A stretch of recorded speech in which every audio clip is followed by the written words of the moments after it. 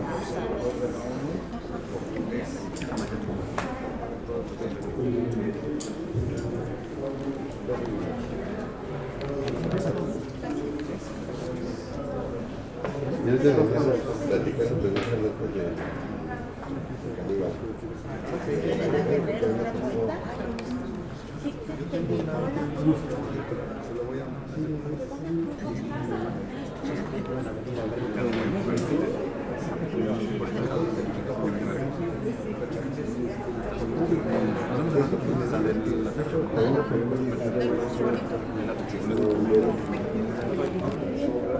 Yo no estoy acá, pero fui a Mérida.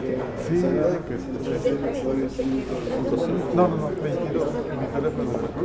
La legislatura de la Cámara de Diputados, a través de la Secretaría General, la Dirección General de Asuntos Jurídicos y el Espacio Cultural San Lázaro, les da a todas y todos ustedes la más cordial bienvenida a la presentación del libro Asesinos Seriales en México, una mirada a su psique criminal. En el presidium de este acto nos acompaña el licenciado Luis Genaro Vázquez Rodríguez, director general de Asuntos Jurídicos de la Cámara de Diputados. Muchas gracias. El maestro Ismael Carvalho Robledo, director general del Espacio Cultural San Lázaro.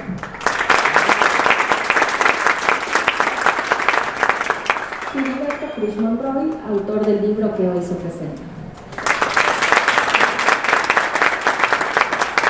Gabriel Rufino, ex subsecretario de la Secretaría de Seguridad Pública del Distrito Federal.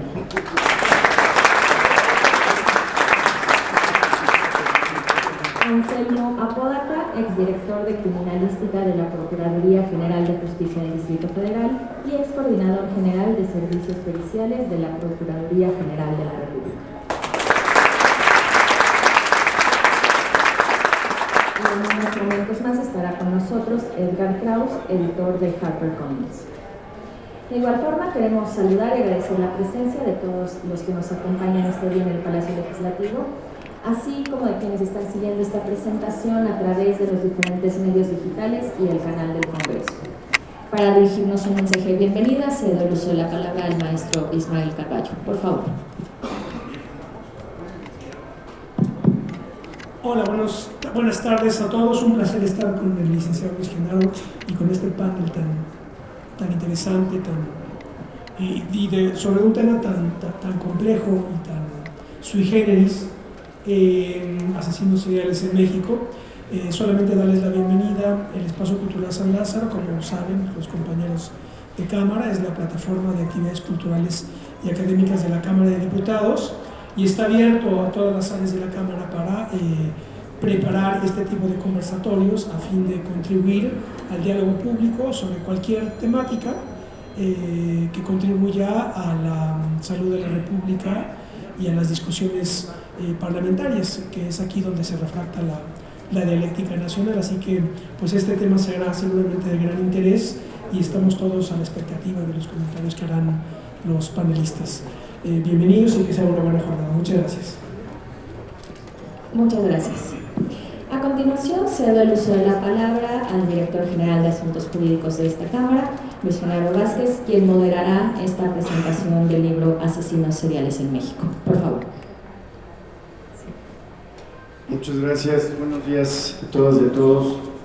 Agradecemos mucho la presencia, en primer lugar, de nuestro autor invitado, Filiberto Cruz, quien ha publicado esta importante obra de consulta obligada para todos los interesados en el fenómeno criminológico en México, Asesinos Seriales en México, publicado por HarperCollins.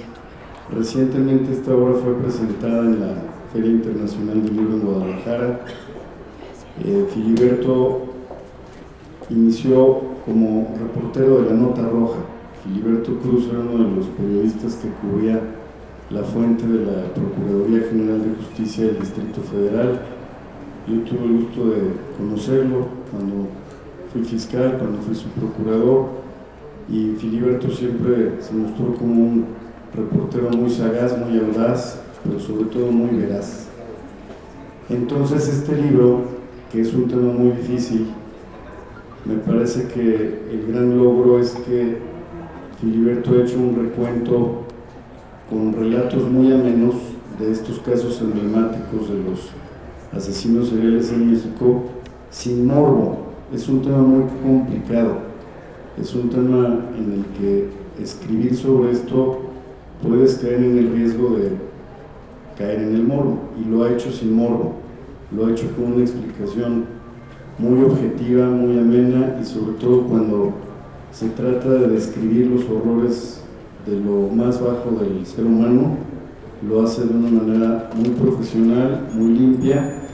Es una lectura dura, pero es una lectura que lo hace despojándose de cualquier tipo de adjetivo que pudiera incurrir en lo grotesco. Al contrario, es una lectura sumamente amena y que nos da noticias reveladoras sobre estos casos de los asesinos seriales. Tengo también el agrado de presentar a nuestros comentaristas del día de hoy. En primer lugar, al doctor Gabriel Regino, que es uno de los más grandes juristas penalistas del país, ampliamente reconocido nacional e internacionalmente, egresado de la Facultad de Derecho de la Universidad Nacional Autónoma de México, donde realizó sus estudios de posgrado y además es profesor de la Facultad de Derecho, articulista, pero además yo creo que es el principal influencer del mundo penal. Entonces yo creo que sería Reginito Comunica. No hay tweets, o sea, a quien esté interesado en el mundo penal, en el mundo de la seguridad, imposible que no lean los tweets de Gabriel Regino. Gabriel Regino se ha caracterizado por convertirse en una gran celebridad de las redes sociales y es lectura de referencia obligada para quienes estamos interesados en estos temas. Sin más preámbulo, le doy la palabra a nuestro primer comentarista para que nos ilustre, no sin antes hacer una pequeña reflexión. Y bueno, ya lo platicarán nuestros comentaristas y desde luego el autor. El fenómeno que tenemos de los sicarios en México, las horribles muertes a cargo de los sicarios, que no nada más son muertes por encargo, sino ya cuando están en el apoderamiento de las plazas, estas profanaciones que hacen de los cadáveres, las muertes con exceso de crueldad. Si esto llega a generar en el sicario una especie de parafilia, una especie ya de placer por matar y por matar con este grado de crueldad, y si se le puede o no llegar a considerar a un sicario un asesino serial de una nueva generación. Yo sé que en criminología, y ahora lo darán a detalle nuestros comentaristas, pues hay notas específicas de lo que es un asesino serial, motivado por cuestiones psicológicas, por cuestiones de parafilias sexuales, por cuestiones incluso hedonísticas o de traumas sufridos en la niñez, por la marginación social, que particularmente en América Latina el asesino serial puede generar un odio por la marginación, por la pobreza que sufrió en la niñez, a diferencia de los asesinos seriales de los países desarrollados, en los países nórdicos, en Estados Unidos. Si ustedes ven la historia de Jeffrey Dahmer, no pueden decir que tuvo un pasado de marginación social, al contrario, era un hijo de una familia clase media. Entonces esa nota característica del rencor por razones socioeconómicas, por la marginación y la pobreza, puede ser una característica exclusiva del asesino serial latinoamericano, a diferencia de otras regiones del mundo donde los impulsos ya son trastornos psicológicos o de otra naturaleza. En fin, vamos a darle la palabra a quienes sí saben de estos temas y empezamos con el doctor Gabriel Regino. Gracias, Luis, muchas gracias por la invitación, Filiberto, muchas felicidades. Un saludo a todas las personas que están congregadas, aquellas que están siguiendo la transmisión, y de manera breve voy a comenzar permitiéndome leer parte de un texto de un genio de la literatura francesa, Guy de Maupassant, para que vayamos entrando en materia. Dice así: Cuando murió, presidía uno de los más altos tribunales de justicia de Francia y era conocido en el resto por su trayectoria ejemplar. Se había ganado el profundo respeto de abogados, fiscales y jueces, que se inclinaban ante su elevada figura de rostro grave, pálido y enjuto y mirada penetrante. Su única preocupación había consistido en perseguir a los criminales y defender a los más débiles. Los asesinos y los estafadores le tenían por su peor enemigo, ya que parecía ser capaz de leer sus pensamientos y adivinar las intenciones que ocultaban en los rincones más oscuros de sus almas. Su muerte, a la edad de 82 años, había provocado una sucesión de homenajes y el pesar de todo un pueblo.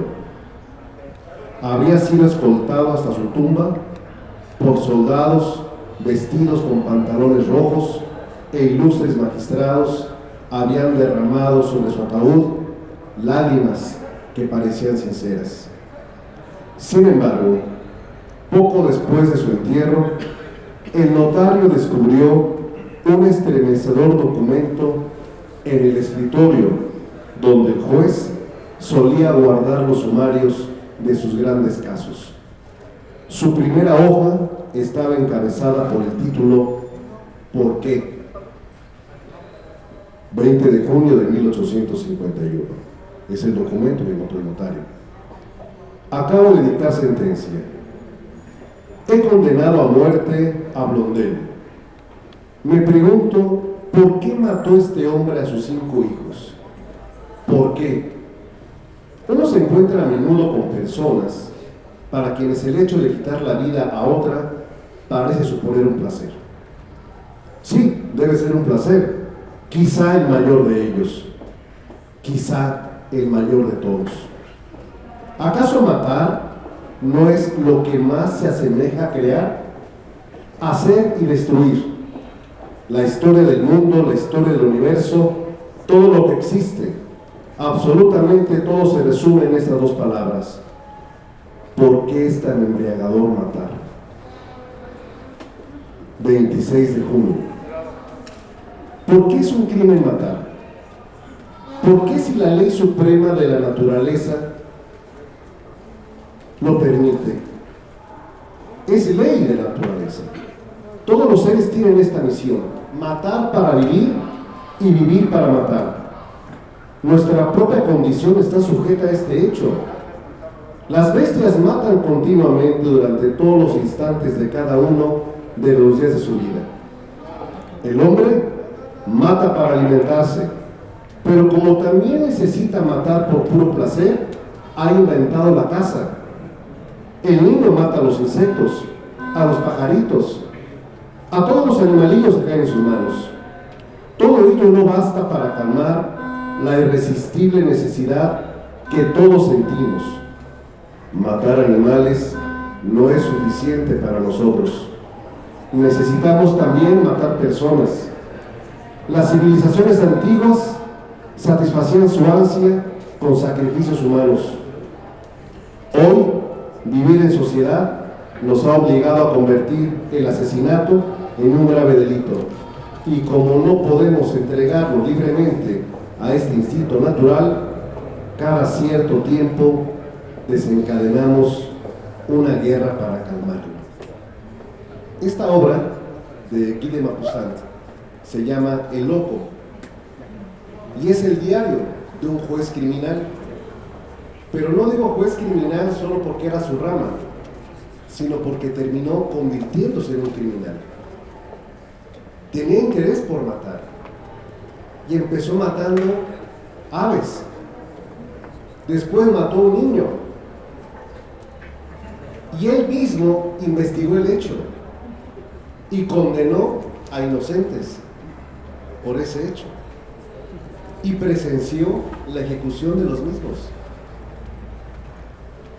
Guy de Maupassant, que tiene muchas obras, les recomiendo por ejemplo El Orla, a los que les gustan las cuestiones de miedo, pero esta de Loco, a nosotros los que estamos en el ámbito penal, nos resulta apasionante.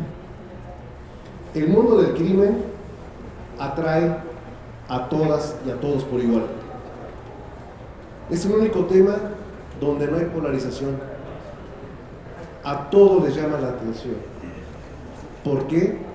Porque está en nuestras fibras, está en nuestro ADN.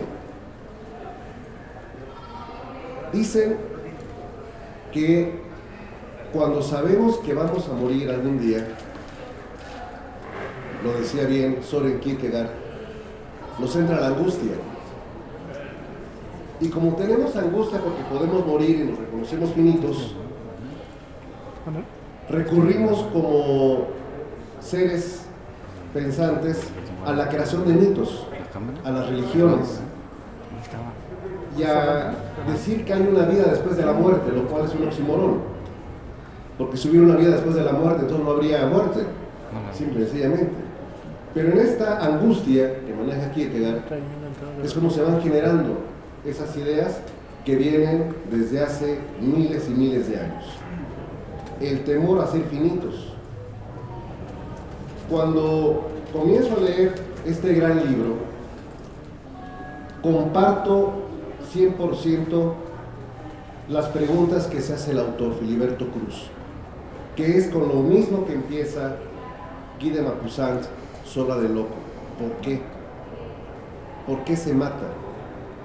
¿Por qué se mata a otros? ¿Por qué se obtiene placer en ello?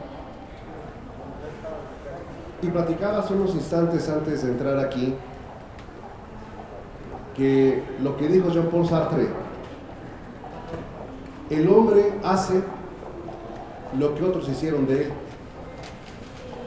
Y ahí vamos a encontrar una gran cantidad de respuestas a este fenómeno que atrae y que celebro que un reportero, pero además biólogo y especializado en el área criminal, nos dé esta lectura, que es necesarísima, porque México no está lleno de este fenómeno, desafortunadamente, como todas las sociedades, pero son de los pocos libros especializados que esperemos sean motivo para que su autor profundice más, porque así nos hace ver y nos promete, y ojalá que así sea, que pueda ahondar más en estos fenómenos tan interesantes. Lo recomiendo ampliamente. La forma narrativa que tiene se la debe a su padre, como él mismo lo dice, y su padre debe estar muy orgulloso, donde quiera que esté, de esta obra y de la forma en que escribe, porque atrapa. Todas las historias atrapan, pero va dejando datos, va dejando elementos para que analicemos y podamos encontrar respuestas del por qué existen los asesinos seriales. Van a seguir subsistiendo y, como dice de esta manera tan interesante en la publicidad del libro, y si es uno de sus vecinos o si alguno de los asesinos seriales está presente en este evento.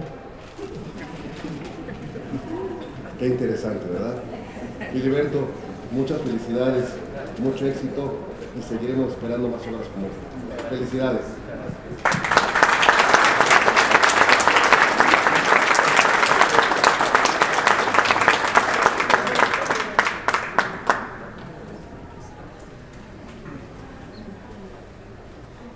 Quiero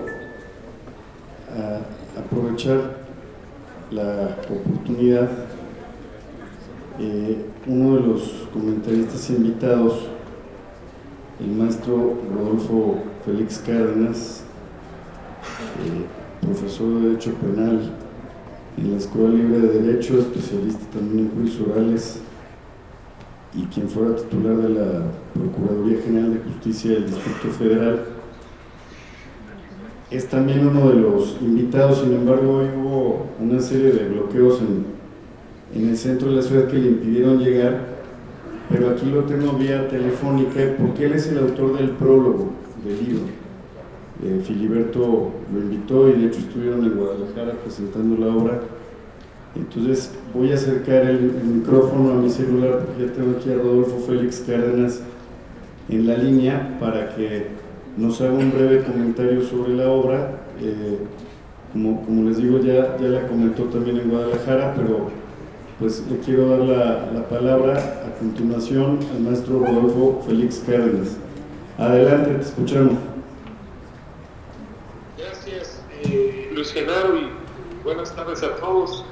Lamento no estar ahí presente, pero como dice Luis Genaro, caramba, está cerrada la ciudad por temas del Tribunal Superior de Justicia y eso me ha impedido llegar.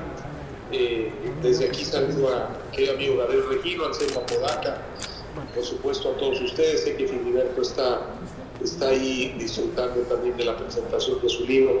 Pues miren, yo lo que puedo decir después de haber leído esta obra y de que Filiberto me instigó con la posibilidad de prologar la misma, encuentro un trabajo que diría yo valioso, porque es un trabajo que, si bien es cierto, no es de un contenido desde una ciencia como es la psiquiatría forense, que especialmente se encarga de ello, no es un trabajo de criminalística, no es un trabajo de la criminología, etcétera, áreas que tocan estos aspectos de los asesinos seriales, sino un trabajo de investigación, de una investigación muy seria, muy concienzuda, difícil de realizar, que es algo que hay que destacar del trabajo de Filiberto, porque no es fácil acceder a este tipo de información, sobre todo incluso hasta uno de los casos muy recientes que hoy está en los tribunales de justicia del Estado de México, y él ya está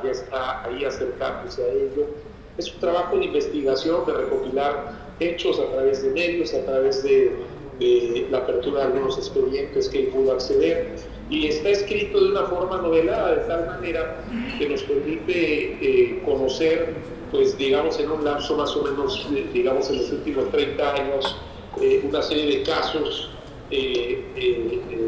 digamos, de tal particularidad en los que se engloba estos sujetos connotados, conocidos como asesinos seriales, y en los que destacan todos ellos ciertas características a través del análisis que hace el autor del libro, los personajes.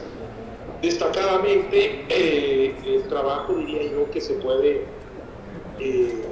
generar una enorme, a mí al menos así me lo parece, una enorme necesidad de destacar el hecho de cómo la falta de investigación de las autoridades es algo que está ausente en cualquiera de estos casos, cómo ha sido casi en la mayoría de ellos obra de la casualidad el hecho de que se haya podido detener a los autores, un aspecto quizá relacionado con un momento de descuido de alguno de estos sujetos, etcétera, lo que llevó a que estas detenciones se realizaran.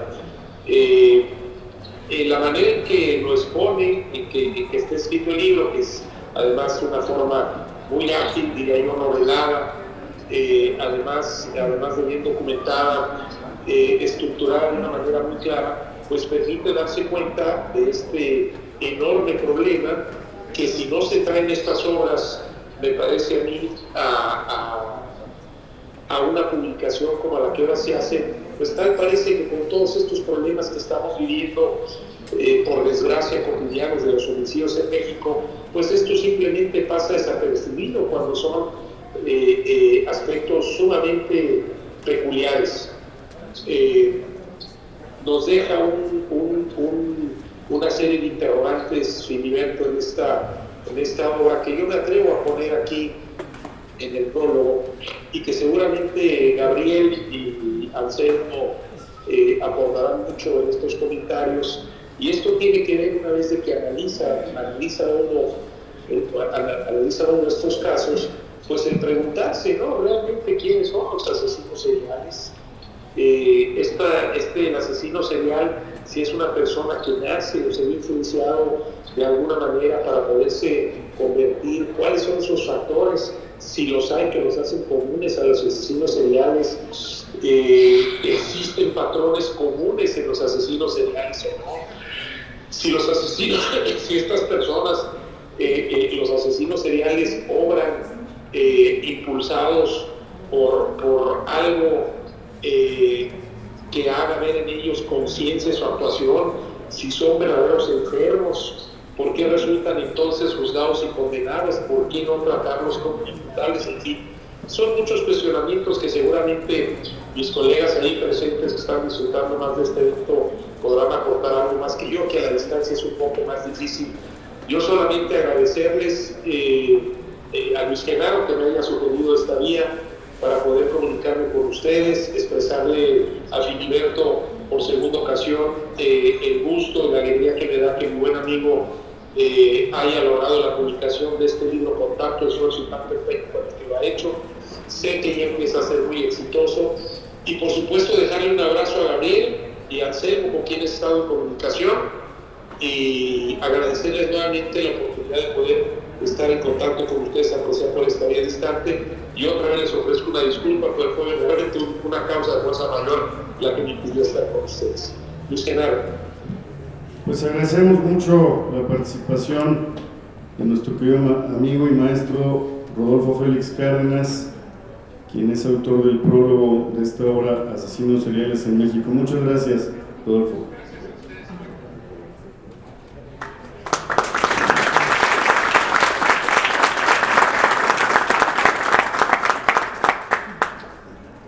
Vamos a dar la palabra a nuestro siguiente comentarista, el doctor Anselmo Apodaca, de profesión cirujano dentista, pero es uno de los más grandes criminalistas de este país.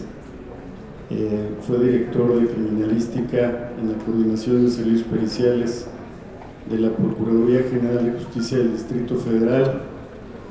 A él le tocó intervenir desde el enfoque pericial algunos de los casos que están en esta obra.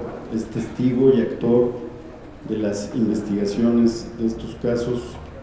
Posteriormente, su talento lo llevó a la Fiscalía General de la República, donde coordinó la Coordinación General de Servicios Periciales, y hoy en día, como consultor privado en criminalística y en servicios periciales, pues es uno de los profesionistas más reconocidos y más solicitados por las fiscalías de todo el país, así como por las corporaciones policiales, para la capacitación de elementos en materias periciales, en materia criminalística de campo, así como en la producción de medios de prueba, datos de prueba y en el nuevo sistema acusatorio. Vamos a darle la palabra al maestro Anselmo Apodaca, no sin antes recordar una pequeña anécdota. Cuando yo fui fiscal en Coyoacán, nos tocaron varios casos de Juana Barraza, la Mataviejitas. Algunas de las víctimas estuvieron en Coyoacán, y la doctora Pacheco, que era la coordinadora de servicios periciales, y yo teníamos una hipótesis que siempre nos rebatían los elementos y los comandantes de la policía judicial, que insistían en que la Mataviejitas era un transexual, porque daban por hecho que era un hombre vestido de mujer por la fortaleza con la que hacía las asfixias o los estrangulamientos para matar a las víctimas, y nosotros sosteníamos que era una mujer posiblemente entrenada en algún arte marcial o en la lucha libre, y efectivamente resultó que Juana Barraza era la dama del silencio, luchadora, y posteriormente por una lesión dejó el pancracio y se convirtió en asesina serial. Y de este caso Anselmo coordinó las investigaciones y se pudo confirmar y consignar y condenar exitosamente a Juana Barraza, quien actualmente es una de las más célebres internas de Santa Marta, Catitla. Adelante, doctor Anselmo Apodaca, con su comentario. Buenos días, muchísimas gracias. Buenos días a todas y a todos. De verdad que es un honor estar el día de hoy aquí. Y por el tipo de evento y las personalidades que se encuentran aquí en el panel, y sobre todo por el autor de la obra que estamos comentando. Es un evento diferente, y yo creo que los miembros del panel por eso también aceptamos participar. y ahorita comento el por qué.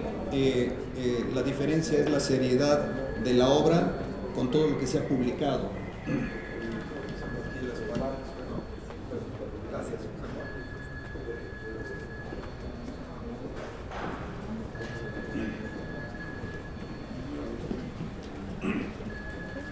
Y de esta manera señalar, si me permiten voy a leer 3 párrafos precisamente para que no me falle la memoria. No sé si a varios de ustedes con esta pandemia les ha afectado, yo soy uno de ellos, entonces tengo que apuntar muchas cosas el día de hoy. La trayectoria y pasión del autor por el periodismo de investigación son parte de este excelente texto que hoy se comenta en este Palacio Legislativo. Cuando fui invitado a participar en este evento, de verdad que me vino a la mente un sinnúmero de ejercicios acerca de los asesinos seriales, puestos de moda en cada uno de los eventos, pero sobre todo por los fatales eventos que tuvimos que se han suscitado en la época moderna de México. Hay en la historia muchísimos, varios de ustedes, de los que somos más grandes, traemos en la mente a un Goyo Cárdenas, por ejemplo, que ahorita haremos un comentario muy interesante en mi trayectoria y vida personal sobre ese caso. Y varios de estos ejercicios, no muy serios realmente, fueron relatados a manera de novela y obvio, con grandes imprecisiones y datos de imaginación, los cuales han y seguirán viajando con el tiempo, sobre todo desinformando. Estimado Filiberto, de verdad que yo te confieso que al leer tu obra me transportaste a través del tiempo y recordé con qué pasión y profesionalismo participamos en varios de los casos que describes de una manera sucinta pero precisa y con datos que no fueron muy conocidos públicamente. Incluso yo al leer algunos de las obras me quedé con los datos de medios de comunicación, sobre todo los de otros estados, y me ilustraste bastante y me llevaste y transportaste a esto, en donde los criminalistas todo el tiempo estamos pensando cómo resolver y qué tipo de indicios se localizaron para poder llegar a una verdad. En este caso, nos encontramos que nos presentas este tipo de formas de vida que nos permiten adentrarnos a estas historias reales muy crudas, muy crueles y despiadadas. Es un tema bastante serio, muy apasionante, sobre todo para los que ven series televisivas y sin embargo los que nos ha tocado participar como las personas del panel en este tipo de asuntos nos lleva a otra dimensión donde a veces el aspecto humano del servidor público no se alcanza a ver del otro lado. Entonces alguien tiene que hacer este trabajo y un área muy importante para la investigación es la ciencia forense. He pensado en estos días, sobre todo con lo que estamos viendo en noticias, en el caso de homicidios, y creo que vivimos una situación compleja donde la política intenta quitarle el protagonismo a la ciencia forense. Y esto es un indicativo de que vamos a iniciar a recorrer, si lo permitimos, un camino erróneo el cual todavía podemos corregir. Muy importante, donde la ciencia forense no puede perder la credibilidad. Tenemos el soporte científico y técnico para poder sacar adelante un asunto. Cuando intervienen otro tipo de líneas, otro tipo de acciones, obviamente puede haber, se desvirtúa completamente lo que estamos investigando. Bien señalaba el maestro Rodolfo Félix en el prólogo que esto es un compendio realmente que nos lleva a ubicar sobre todo algo muy interesante que también soporta el autor y en su experiencia, porque fuimos compañeros de trabajo en aquella Procuraduría del Distrito Federal, en donde se escucha fuerte y triste para los que trabajábamos que la falta de capacitación y la falta de apoyos realmente nos llevaban a investigaciones pobres. Y lo leí con mucha atención y hay que reconocer la parte que nos toca. Sin embargo, este tema es muy importante. La mayoría de si no es que todos los homicidas seriales en el mundo, las investigaciones son iguales. Si no, no serían homicidas seriales. Son 15, 20 homicidios de una sola persona, todas las policías están fallando. Entonces, eso no lo perdamos de vista porque no es un homicida tradicional, un homicida común. Este tipo de homicidas tienen pues, un aspecto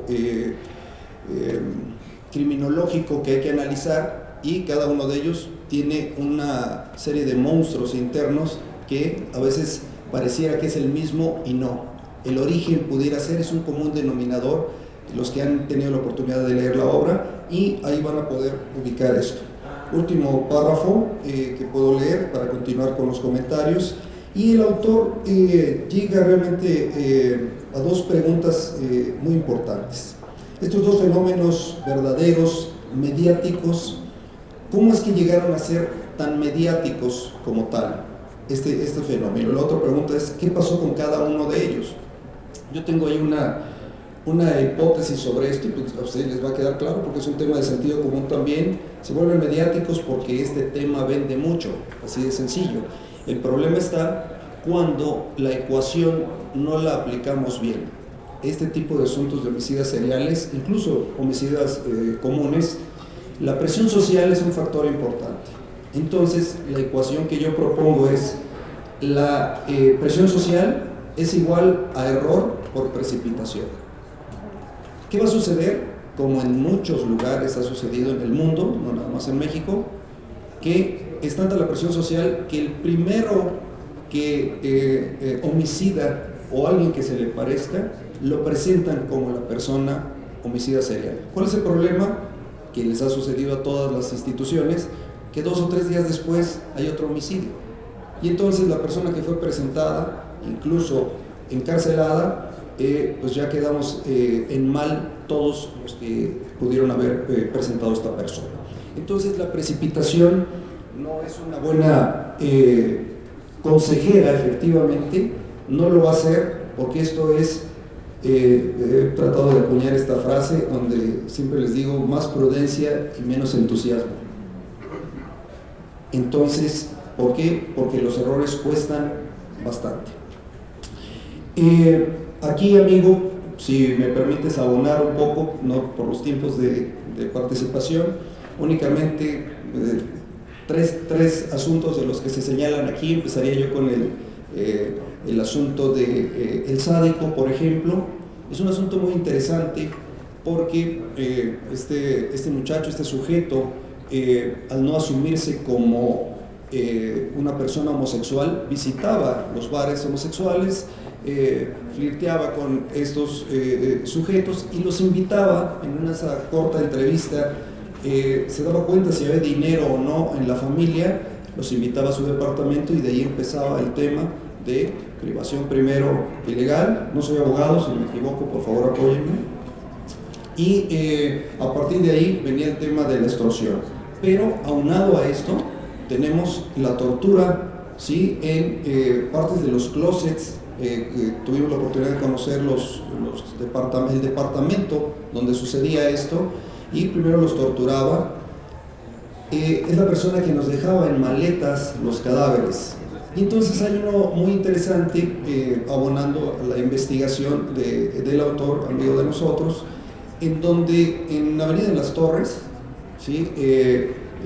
Atraviesa varias delegaciones, la Avenida de las Torres, y entonces sacaba la maleta con cualquier otra persona, y una de esas, que es donde ya localizamos el departamento, es una maleta de rueditas, la tradicional, y entonces iba perfectamente doblado el ahora occiso, ¿sí? Flexionado, los empaquetaba muy bien, y los perfiles físicos eran muy similares, delgados, de no estatura muy alta, y vean todo lo que hay que ir trabajando, porque la mayoría fueron en maletas y luego se le acabaron las maletas y dieron las bolsas.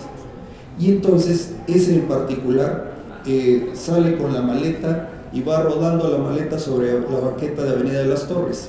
A unos 80-100 metros, ¿sí? La maleta ya empieza a tener un problema desde metros antes. Se le zafa una llantita.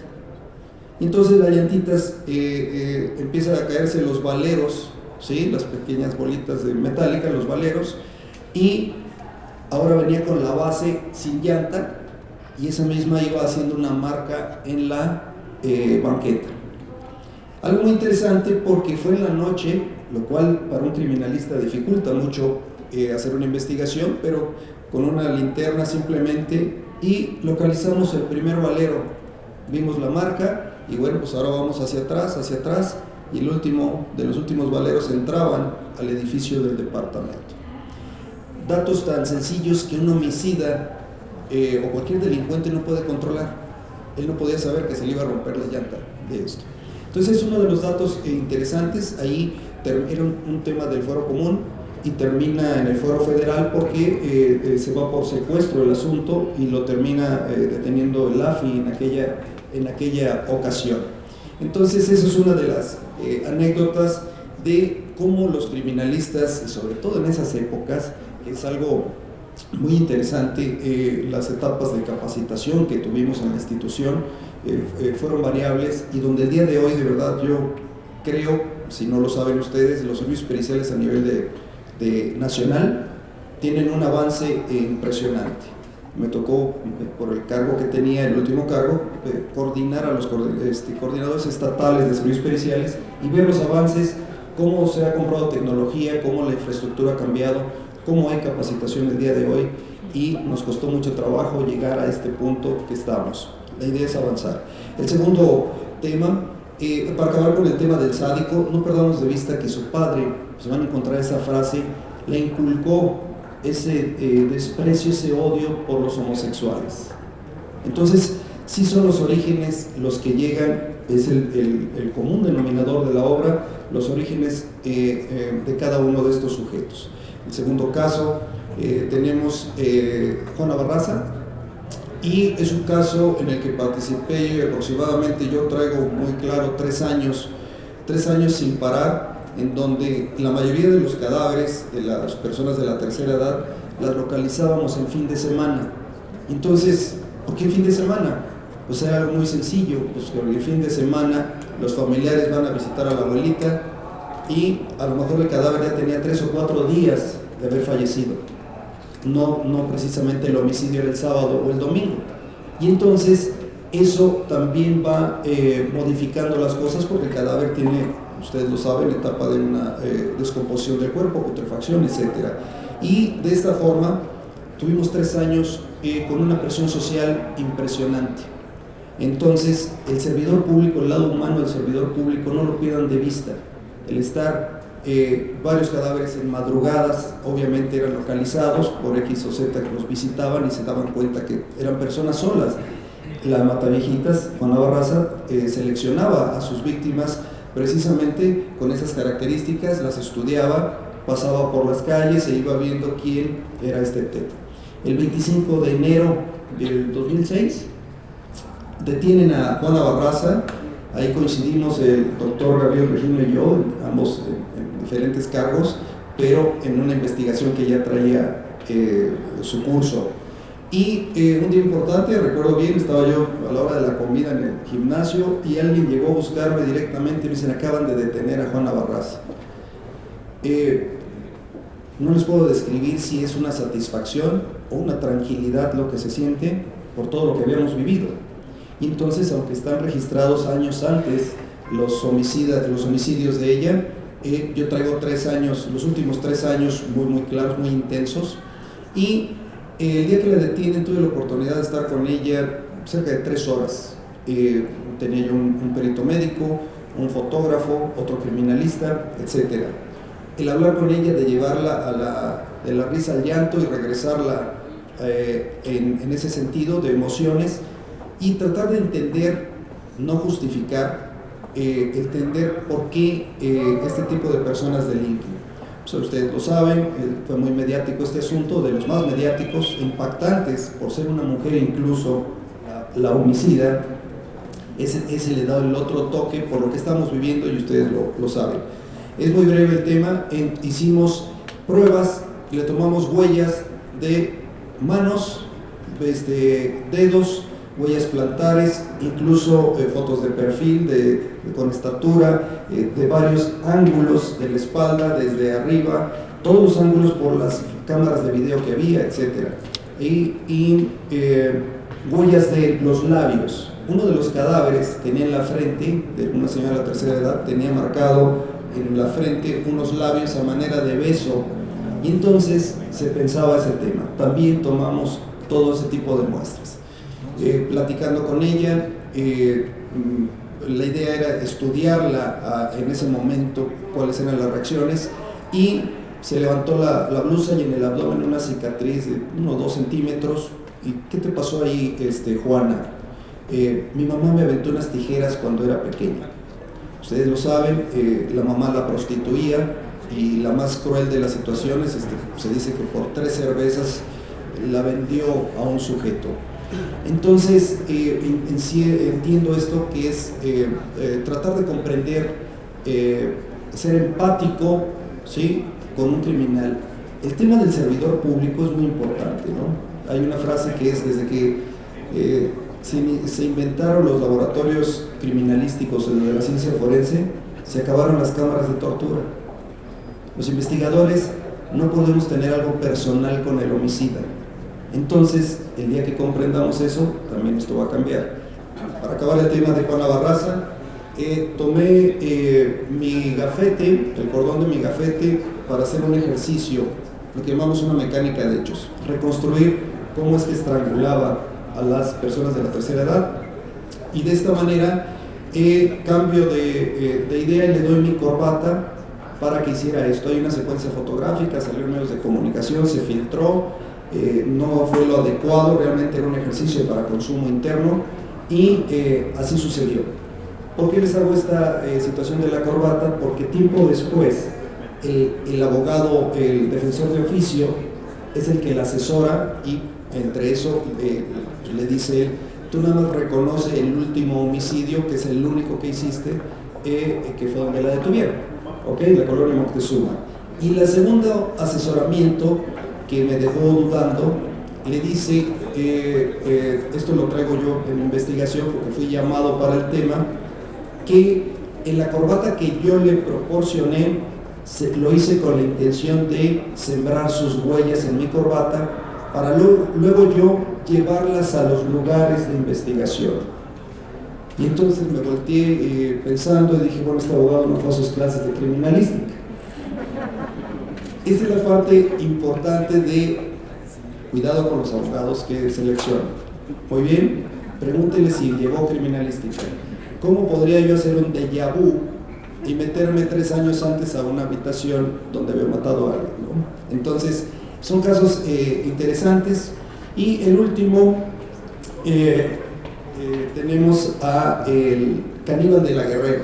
Sí, podría comentar más, pero el tiempo se acaba y se apasiona uno también. Entonces, el caníbal de la Guerrero, un asunto muy interesante, un histrión, el sujeto, actor, poeta. No alcancé a localizar, tengo un audio que fue grabado en el reclusorio, ¿sí?, y me lo proporcionó la persona que lo grabó, ¿sí? Era un policía judicial que estaba en el reclusorio por un tema, y se juntaban en las tardes a los poemas, y entonces ellos bromeaban con el caníbal, y grabaron eso, y una voz impresionante, no mejor que la del doctor Regino, obviamente, para los poemas, pero vean el personaje como tal, que tenía la capacidad de seleccionar y convencer a su víctima en cualquier momento. Lo que señala Filiberto es muy interesante. Llegamos al departamento y no hay luz en el departamento, pero no porque debiera el recibo. Aflojó los focos y lo tenía premeditado. Él sabía que un día iba a llegar la policía, porque el cadáver lo tenía en el closet. Tenía ya varios días el cadáver en el closet, y entonces la fue desmembrando, ¿ok? La palabra ahí es desmembrar, el descuartizar. Descuartizar es en 4 partes, y desmembrar la fue llevando en este tema. Uno de los antebrazos, ¿sí?, pues, que conocemos nosotros, anatomía humana, estaba en el sartén con grasa, ¿sí? Ya había sido calentado, pero identificamos el cúbito y radio del antebrazo, los huesos, músculo, y ya estaba frito, no tenía la piel. Entonces en la inspección continuamos, volteo y está una caja de cereal frente a la estufa en un bote de basura. Al ver la caja de basura encontramos otros huesos de origen humano. En el comedor había un plato ya con huesos, pero terminó siendo una pierna de pavo. Entonces yo estaba entrenando para el tema. La situación es la siguiente: cuando llega la policía, este es un dato muy interesante, llega la policía, lo interceptan y ya no tuvo otra más que dejarlos entrar a su departamento. Venimos a buscar directamente a esta chica, había datos que había estado con él, y cuando entra, ¿sí? La otra versión se señala que se avienta directamente de la ventana, pero es un cuarto nivel. Se hace una inspección en el lugar, y una segunda versión es que en el momento que le dice pasa, él dirigía al policía, ahí está mi recámara, adelante si quieren pasar. El otro policía está en el balcón afuera, ¿sí? Y es ahí donde aprovecha para salir corriendo él. Hay una foto muy interesante donde sale corriendo, viene la persecución, se atraviesa la calle de Mosquete, no recuerdo, y Guerrero, ¿es Guerrero? Ok.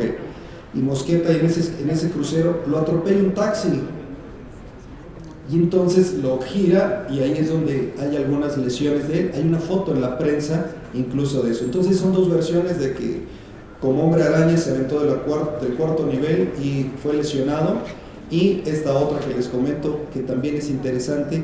Lo importante es que está ahí. Este caso para mí también es importante y no olvidadizo. ¿Por qué razón? Porque difícilmente uno tiene la oportunidad como criminalista de ver dos veces a el homicida y volverlo a encontrar en otro caso. Se suicida en el reclusorio Oriente, se cuelga con su cinturón en la puerta de su celda, amarra muy bien por dentro la puerta de la celda, etc. Entonces 2 veces tuve la oportunidad de convivir con el caníbal de la Guerrero y ver el tipo de personalidad como tal. La última anécdota para cerrar mi intervención es: teníamos que trasladarlo porque era mediático nuevamente, ¿sí? La hermana acusaba que lo habían matado en el reclusorio, cuando realmente es un ahorcamiento, suicidio. Y ella decía que lo extorsionaban y ella le llevaba dinero porque le pedían mucho dinero adentro del reclusorio. Muere y el toxicológico nos arroja que tiene cocaína y marihuana en el momento de la muerte. Todo se consumía dentro del reclusorio, el dinero era para eso, no lo extorsionaba nadie. Y entonces lo trasladamos con esa urgencia que se nos solicitó, pero la ambulancia de Iztapalapa estaba en otro evento y en ese momento teníamos un laboratorio móvil. Lo subimos al laboratorio móvil, 3 personas, eran 2 supervisores, maestro Vidal Pérez Islas y Mauricio Flores, que él era el que manejaba, y venimos por la avenida 8 directamente hasta el CEMEFO, lo trasladábamos entre los 3, y de repente el tráfico era insoportable, como el de hoy que estábamos platicando, todo el evento, y tomamos la decisión de bajarnos, el maestro Vidal Pérez Islas y su servidor, a mover el tráfico para continuar. Avanzamos 50-60 metros y como íbamos avanzando volteamos y el laboratorio quedaba estático. Le empezamos a hacer señas, no se movía. Entonces me empezó a dar escalofrío. Estaba el caníbal de la Guerrero en el laboratorio móvil en una bolsa de cadáver, mi compañero en el volante. Me vinieron muchas cosas a la mente. Empezamos a caminar. Afortunadamente Mauricio Flores estaba texteando y no se había dado cuenta que ya le habíamos abierto espacio. Ya venía yo pensando en un levantamiento de otro cadáver en el momento. Quiero agradecer, disculpe que me haya extendido, traía yo un resumen. Es una gran cantidad de información que Filiberto nos ofrece en un trabajo bastante serio de investigación, y es una obra muy recomendable porque de manera sucinta tienen ustedes datos reales que solo él pudo haber obtenido en una investigación. Muchísimas gracias.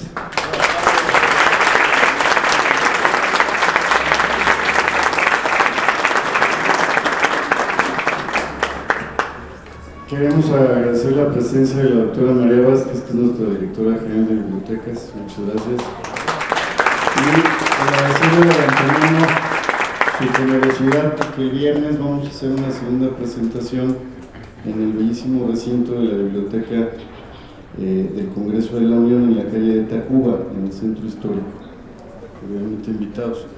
A continuación vamos a dar la palabra al licenciado Edgar Kraus, quien es el editor de la casa HarperCollins, un escritor, historiador, traductor literario, editor, que ha ejercido en las principales editoriales de este país, destacando su paso por el Fondo de Cultura Económica y ahora editor en jefe de HarperCollins. Adelante, licenciado, muchas gracias por su asistencia esta mañana.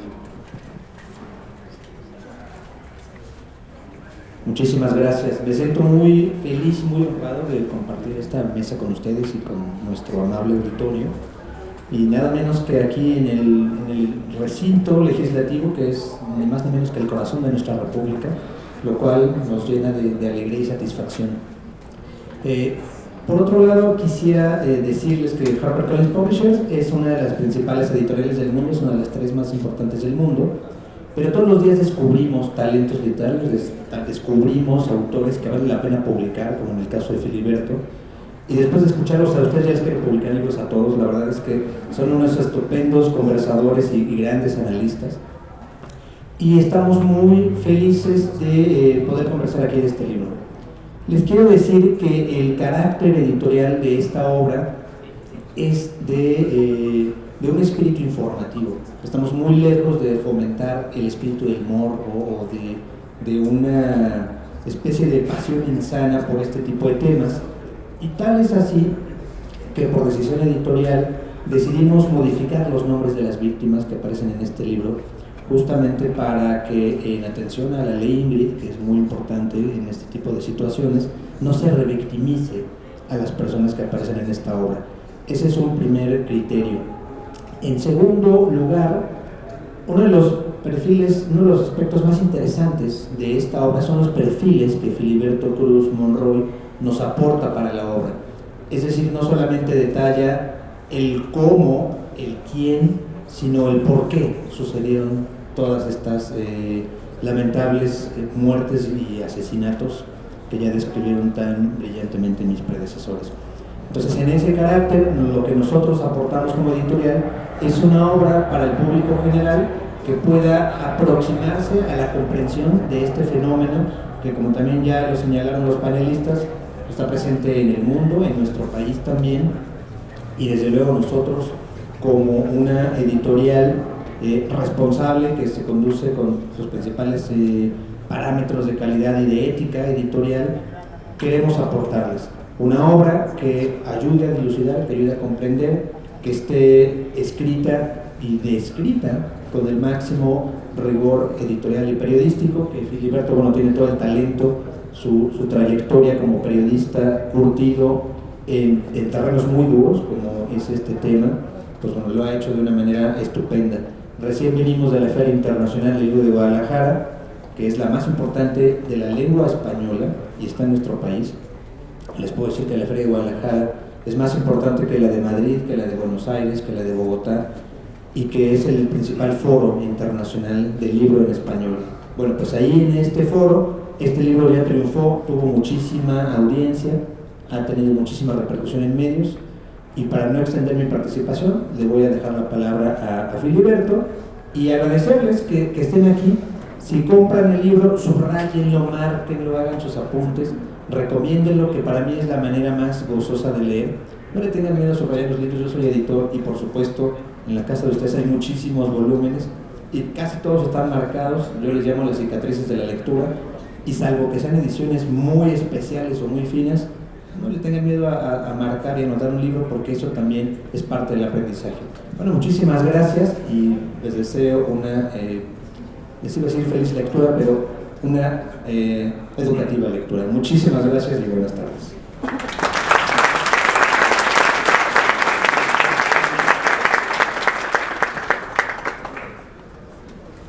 Únicamente para presentar a nuestro autor invitado Filiberto Cruz, biólogo de la Facultad de Ciencias de la Universidad Nacional Autónoma de México, pero es un biólogo al que le fascina contar historias y además atleta, maratonista, pentatlonista, Ironman, ¿no? Actualmente vive en Mérida, Yucatán, siempre se ha desempeñado con el oficio de periodista y ha trabajado en áreas de comunicación social. Es un extraordinario comunicador, un extraordinario periodista que siempre mostró pues ese afán por la investigación objetiva. Sin más preámbulo, pues le damos la palabra y agradecemos su presencia al autor de la obra Asesinos seriales en México, Filiberto Cruz Monroy.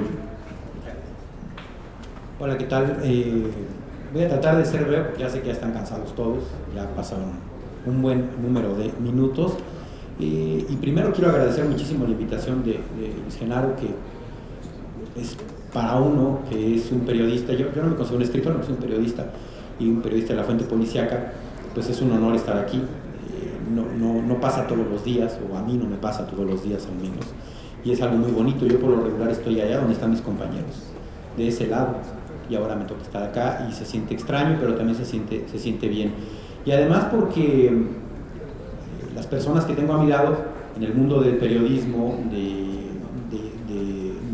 la gente que nos dedicamos a cubrir tribunales, a cubrir fiscalías, a cubrir derechos humanos, pues son nuestros, pues nuestras figuras, digamos. O sea, la gente a que nosotros queremos entrevistar, la gente que queremos platicar y que a veces es muy difícil acceder a ellos, es muy complicado. Hablar con el doctor Apodaca, pues no es fácil. Bueno, ahora uno de este lado quizás, pero cuando uno es reportero y él está en un puesto público, es muy complicado. Y es muy complicado, evidentemente, obtener un dato. No es algo fácil. Hablar con el licenciado Regino, pues tampoco no es sencillo cuando uno es reportero, porque ellos evidentemente tienen una labor como servidores públicos y uno una labor como periodista. Y es un tema en donde a veces, inclusive a veces hay conflicto. A veces llega a haber conflicto entre el periodista y el servidor público. Y bueno, pues la verdad es que estoy agradecido, contento de que ellos hayan aceptado, gracias al doctor Apodaca, que vino nada más desde Cancún para estar acá. De verdad se lo agradezco profundamente, con todo el corazón, el licenciado Regino, que ya tuvo que irse, y por supuesto Luis Genaro, y a mi casa editorial HarperCollins, a mi editor Edgar Kraus, que de manera siempre amable y paciente me fue llevando a través de este proceso que para mí era completamente desconocido. Y para comenzar, quiero dejar muy claro que para mí esto es un libro que habla de amor. Y cuando la gente me pregunta ¿por qué habla de amor el libro? Yo siempre les digo porque del amor o del desamor o de ese amor torcido que algunas personas recibimos, es el resultado de lo que nos convertimos al final del día, ¿no? Cómo nos nutren en nuestra casa, cómo nuestro entorno, nuestra familia extendida nos da ese sustento. Bueno, pues muchas personas pueden llegar muy lejos o pueden no llegar a ningún lado, o pueden desarrollar inclusive pues conductas homicidas como las de estos personajes que nos tienen el día de hoy aquí. Entonces cuando me preguntan, lo primero te dicen, bueno, ¿qué comparten estas personas en común? ¿Qué tienen? Y si uno analiza la mayoría de estos casos, pues la verdad es que son gente rota, son gente que está rota. Todos, absolutamente todos están rotos.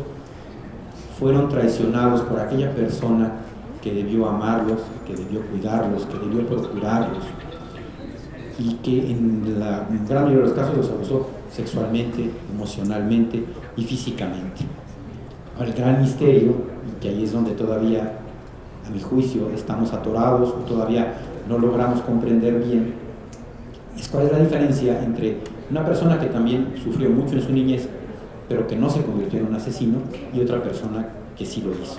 Y ahí podemos hablar de un montón de hipótesis y de teorías. Podrían ser cuestiones físicas, cuestiones biológicas, cuestiones psicológicas, sociológicas, en fin, genéticas inclusive, ¿no? Que detona en cada una de estas personas el hecho o el impulso de querer asesinar y de encontrar un gozo en ello. Bueno, pues eso es todavía, creo que permanece siendo un misterio. Pero el hecho es que estas personas que están retratadas con palabras en este texto son personas que gozan o que gozaron de esa actividad, ¿no? Como bien lo decía Gabriel Regino. Otro aspecto que a mí me gustaría abordar es el tema de la desmitificación del asesino serial. ¿Y por qué? Porque cuando uno empieza a poner un halo de misterio mítico alrededor de estos personajes, entonces nos desviamos más hacia el tema novelesco, ¿no? Que a mí me encanta y me apasiona. Leer una buena novela siempre es increíble y sensacional y te transporta a lugares mágicos o lúgubres. Sin embargo, cuando hay que abordar el tema desde un punto de vista periodístico, creo que esas telarañas no nos ayudan. Si bien la narrativa debe de ser entretenida y debe de ser fácil de acceder, que eso es muy importante, no tan extensa y quizás no abundar tanto en cuestiones técnicas porque es complicado. O sea, ya cuando uno se mete en cuestiones técnicas, de verdad es un tema que solamente los expertos ya pueden manejar de una manera correcta. Uno como periodista, su labor se acota a contar historias. Y creo que es importante desmitificar a estas personas para estudiarlas de una manera más clara, como personas, como lo que son. Porque al final del día son personas, son asesinos, ¿sí? Son personas y vamos a estudiarlos pues, como lo que son. Eso, nada más. No tienen poderes sobrenaturales. La gran mayoría de ellos no son brillantes. Algunos tienen algunos dejos, algunos son histriones, como bien lo señalaban, como José Luis Calva, como Riosé, por ejemplo, que tienen este gusto por el arte, pero de allí a ser Hannibal Lecter que nos retratan en las películas, pues están lejos, ¿no? No son gente que tenga esta capacidad intelectual verdaderamente impresionante. Algunos son muy astutos. Juana Barraza era terriblemente astuta. ¿Cómo logra, o Andrés Mendoza Celis, lograron durante años y años evadir la acción de la justicia?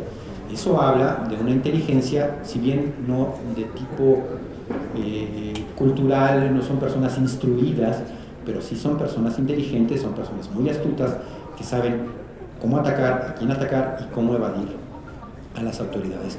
Pero en la medida, creo yo, de que les quitemos este halo, podemos investigar mejor y evitar también este morbo que rodea a todas estas personas y que al final del día se convierte, creo yo, en un tema que inclusive llega a afectarnos como sociedad. A mí me preocupa mucho y no me agrada ver que, no sé si en México ocurrió, no vi ninguna foto, pero en Estados Unidos sí, ver fotos de estos niños disfrazados de Jeffrey Dahmer.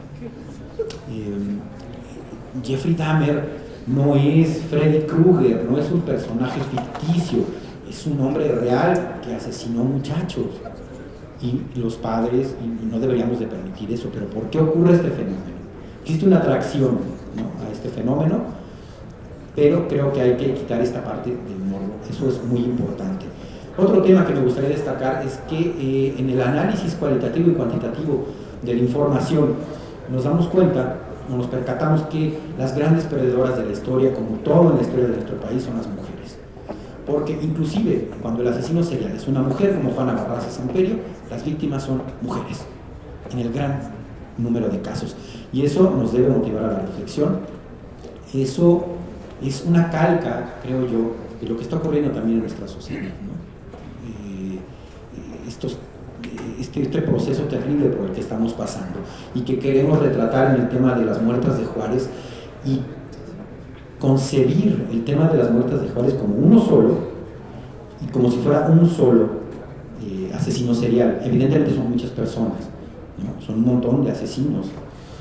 Es como una sociedad que de repente se convirtió en un asesino serial y nos debe de preocupar porque ocurre no solo en Chihuahua, ocurre en el Estado de México, aquí a la vuelta. En la Ciudad de México está un poco más controlado, pero también llega a pasar. ¿Qué pasa con la violencia? ¿Qué pasa con el feminicidio? Que de feminicidio, bueno, pues algo sabe Luis Genaro, que llevó la primera tipificación a la Ciudad de México y que en esos entonces me acuerdo que me regaló una muy generosa entrevista para explicarme cómo operaba, ¿no?, la ley, que era completamente nueva. era novedosa. Tenemos que seguir trabajando mucho en ese tema. Y el otro tema pues es la impunidad. Todavía tenemos niveles altísimos de impunidad en nuestro país.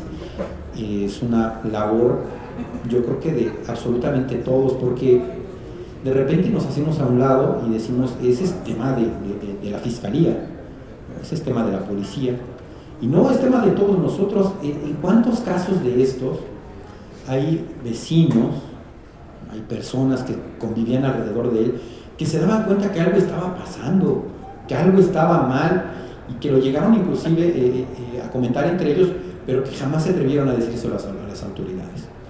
Y quizás hubiéramos prevenido alguno de estos homicidios, ¿no? Y allí siempre es el yo volteo para otro lado, mejor no digo nada, me voy a meter en problemas.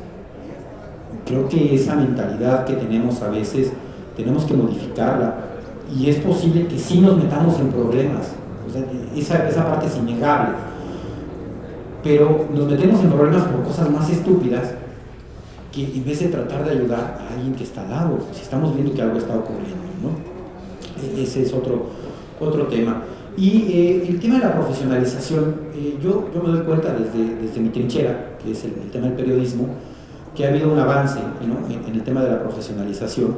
Cuando uno empieza a tratar de buscar información hemerográfica, bibliográfica, documental, inclusive hablar con reporteros ya mayores, bueno, pues la manera en que se trabajaba ha cambiado muchísimo. Hoy actualmente, y creo que eso lo aplaudo, a muchos de los periodistas nos obligan, nos dicen, bueno que ya fuiste a la conferencia de la Fiscalía donde anunciaron tal cosa, ahora vete a buscar a la colonia, ¿no? Vete a preguntar a la señora de la tienda, vete a preguntar a no sé quién, búscate un experto.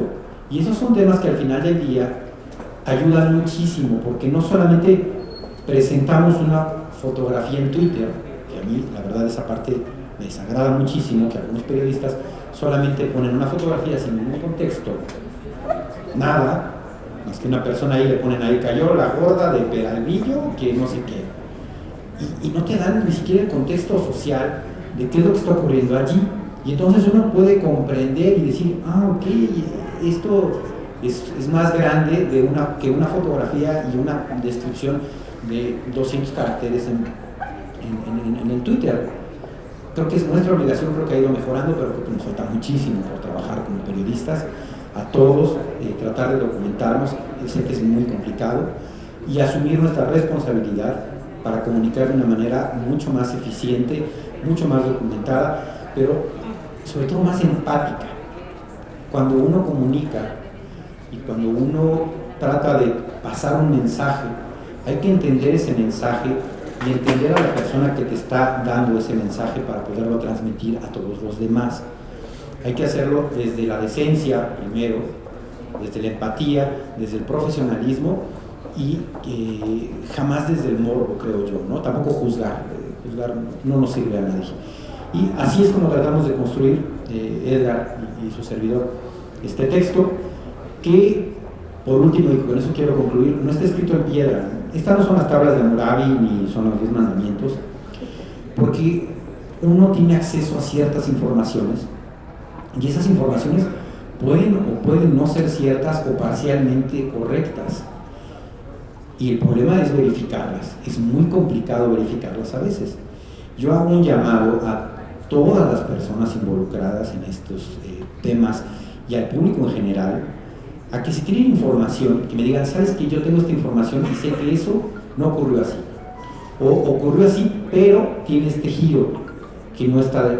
Vamos a trabajar en eso y vamos a construir un texto que esta verdad se acerque cada día más a la realidad. Es muy difícil, es imposible, creo yo, llegar a este centro, a esta realidad única y perfecta, donde podamos decir esto es lo que ocurrió tal y cual, pero que con todas estas aportaciones cada día lo vayamos enriqueciendo y que se convierta en un libro de texto que los estudiantes de criminología, que los estudiantes de los peritos, que los estudiantes de derecho vayan y consulten, ¿no? Y que puedan decir, ok, en México sí tenemos un catálogo que ha estado abonando cada día más, cada año, que salga una reimpresión con distintos expertos que ya metieron la mano aquí.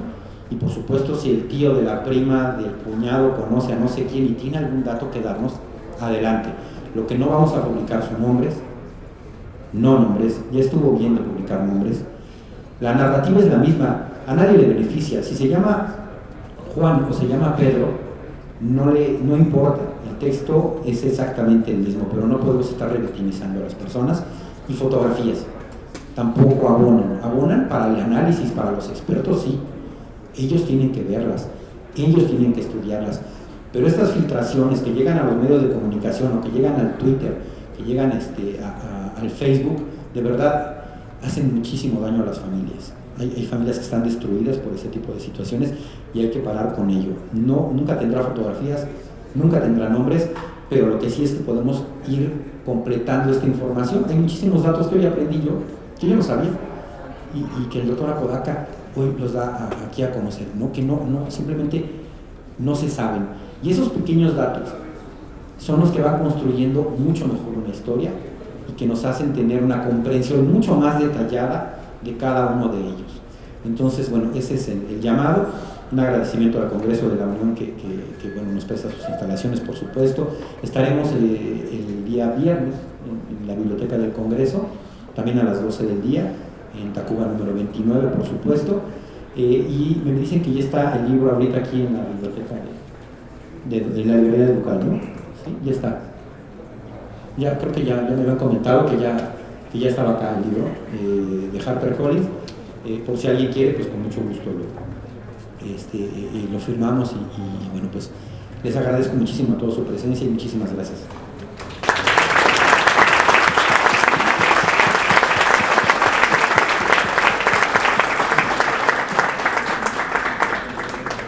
Muchas gracias por su asistencia. Agradecemos a nuestros comentaristas, al doctor Abel Regino García, al doctor Rodolfo Félix Cárdenas, al doctor Anselmo Apodaca, al editor Edgar Kraus de la casa editorial HarperCollins, a nuestro autor invitado Filiberto Cruz, y agradeciendo mucho, sobre todo, a la Dirección General del Espacio Cultural de San Lázaro, a Ismael Carvalho, su titular, que nos abra el espacio para la presentación de este tipo de obras. Y pues para dar el mensaje final y despedida, te cedo la palabra. Muchas gracias.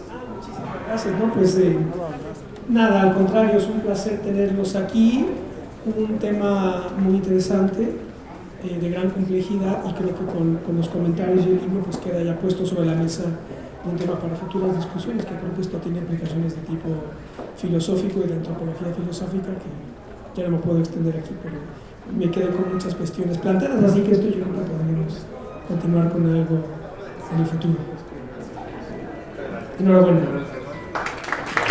Muchas gracias a todos por su presencia y participación, y les hacemos una cordial invitación para que el día de hoy a las 7 de la tarde nos acompañen al concierto de fin de año que se llevará a cabo en el Auditorio Aurora Jiménez de Palacios. Muchas gracias y muy buenas tardes a todos.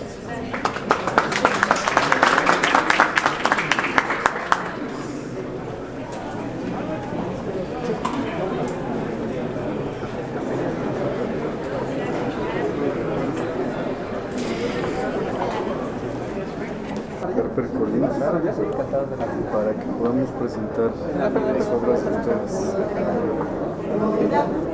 Incluso en cada presentación, por lo menos un ejemplar de cada uno. Encantados de la vida.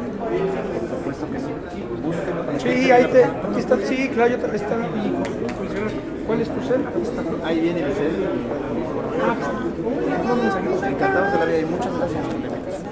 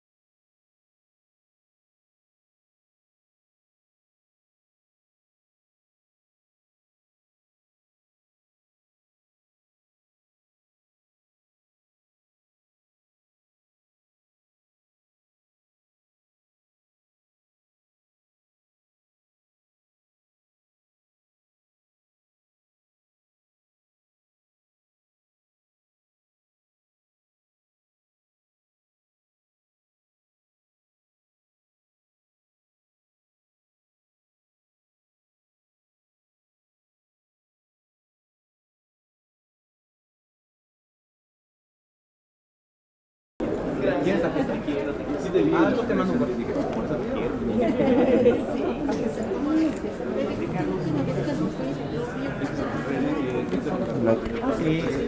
Sí, yo salí en primera plana, me peleé con una policía. Claro, con mucho gusto.